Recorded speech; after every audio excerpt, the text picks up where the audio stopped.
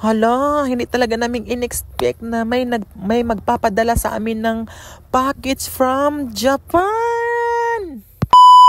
For today video di ay mga ka-heart no, kukunin namin yung pinadala ni Madam ni ka-heart Minami from Japan no package no. Hindi namin kung ano yung laman kaya maaga pa lang nagising na ako. Maaga ako nagising kaya sobraan na excited kasi ilang days na ilang weeks na kasi ito hindi pa dumating, parang na-delay siguro ng dahil sa panahon kaya ngayon guys super excited kaya talaga namin makuha at ma-claim yung package kasi first time namin may mga ganito sa buhay kaya syempre ma-exciting kami kaya maaga pa lang nagising na ako, nagluto na, nagsaing para makakain kami at ayan si partner naglaro-laro pa sa aming kanang Junakis na si Missy kasi napaka-clingy talaga niya. At sa labas din nandito din ang aming si Casper ayan. Pero sa video na ito mga ka-heart no magtagalog muna ako kahit matigas yung Tagalog ko, bahala na lang para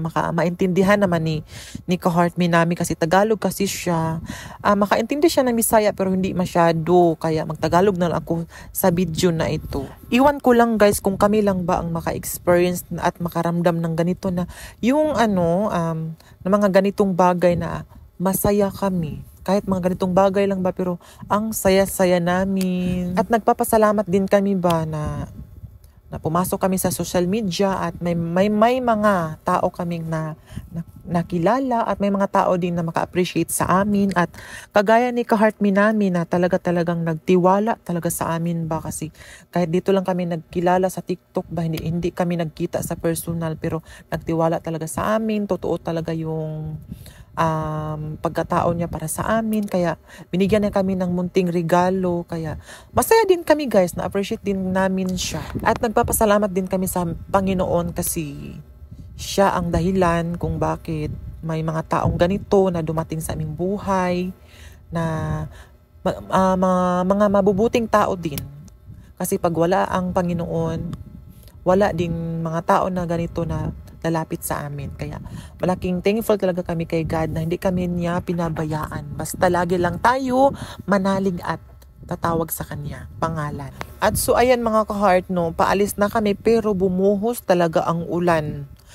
Karon, padayon lang gihapon mi, gilak na ni Jo ang among mansyon kay siyempre malakaw na may kailangan talaga ilak bisan og wala mi mamahalin nga mga butang kailangan talaga pa rin namong ilak ang among mansyones at dumaan muna kami dito sa tindahan kasi nagkuha muna kami ng pamasahe kasi wala kaming pamasahe ba nagpa-GCash lang kami ng 300 pesos para merong kaming pamasahe ni Juwa at pangbili ng isda pag-uwi at talaga naman paalis kami pero ang ulan talaga bumundak talaga siya. Kanina pagising namin, mainit naman yung panahon pero ngayon nag-ulan man siya pero okay lang yan kasi blazing naman yan. At ito ngayong madadaanan namin guys kasi nagbaklay lang kami papunta doon sa crossing sa highway kasi doon kasi ang sakayan. Ito ang aming makikita guys, matatanaw. Ang ganda talaga guys, makita mo talaga puro green talaga tapos sa atbang is bukid. At saktong-sakto mga ka-heart pagdating naman sa crossing, meron ng tricycle, 'di ba? Kung maswerte ka naman talaga ngayong araw na to. At buti na lang kasi ang lumakas lalo yung ulan talaga. Pero pagdating namin dito sa unahan, nagtaka kami, bakit walang ulan dito? Wala namang mga ng bakas ng ulan. Dito lang, sa amin lang pala nag-ulan. Dito papunta syudad. Wala na guys. Kaya andito na kami guys sa City Hall. Tapos yung atbang niya is post office na kaya gora na kaagad kami kasi yung excited na talaga kami guys kaya rumampa na ang kayot guys. Buti na lang pagpasok at pagdating namin guys wala masyadong tao, kami lang talaga ma-entertain talaga kami ng ma-entertain talaga kami guys kaagad kasi wala mang tao kami lang at yun guys binigay ko yung ID tsaka yung control number. Tapos agad binigay na ni sir yung package. Tapos yun na guys, mabilis lang talaga, walang hassle, walang kuskus, balungos. Kaya pinasaan ko na, nilokdo ko na kasi excited na nga guys, buksan. Kaya dito na kami guys at wala kaming ibang pupuntahan. Pauwi na kami. Pero pupunta muna ako sa guys, yung nagpabaid ako, nagpahasa sa aking nipir doon sa iniwan ko lang doon sa mga tindahan ng mga pang salon kasi Yung suki ko kasi ng pangbaid ng panghasa ng nipper, wala pa kasing pwesto, doon lang kasi iiwan, kaya doon ko na lang din kukunin. Ay, ginuo ko nagasapid hong dila sa Tagalog kalisod, ba puling Tagalog. Ay, manaanad tag Bisaya. At so ayun nga guys, pagkatapos kong nakuha yung mga nipper at pusher ko na gipahasa, punta na kami doon sa terminal, tapos bili ng ulam. Kasi uuwi na kami kasi wala naman kami ibang sadya. Pero dumaan muna kami dito pala sa Upo, kasi nga bibili kami ng ceiling fan kasi minsan kasi ang init, kahit yung bahay namin nipa, pero mainit kasi minsan, lalo na pag sa gabi. Mainit kasi low ceiling kasi siya. Hindi high ceiling, kaya mainit minsan, kaya kailangan namin bumili.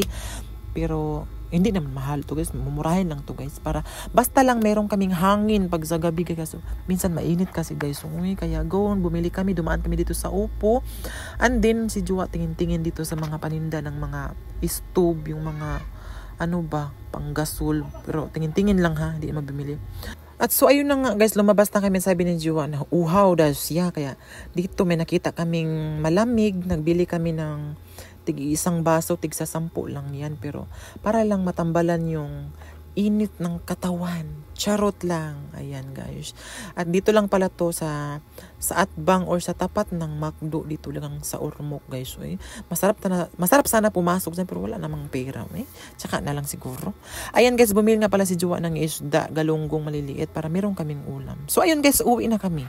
So hanggang dito na lang muna mga ka-heart, no? Kung bago ka pa lang sa aming YouTube channel tsaka Facebook page, paki-subscribe naman po at follow sa aming Facebook page, at abangan niyo po ang part 2 sa aming pag-unbox. Maraming salamat!